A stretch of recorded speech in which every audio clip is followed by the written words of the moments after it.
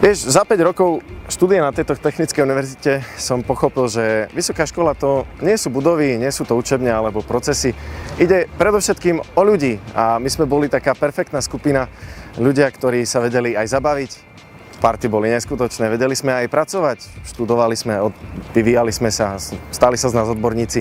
A keď trebalo nájsť si prácu, tak na pohovoroch sme nemali problém, lebo vieme jazyky, chodili sme do zahraničia, lebo vieme sa vyjadriť, pretože vieme sa predať a vieme byť odborní.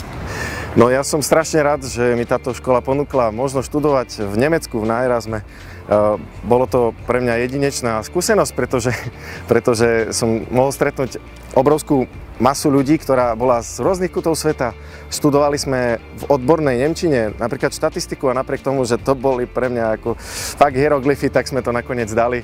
A nakoniec, keď sme potom šli na pohovor, tak to bola prvá vec, ktorú sa ma pýtali, či si bol na Erasme, a ja som s hrdosťou povedal, áno, bol som a bolo tam skvelé.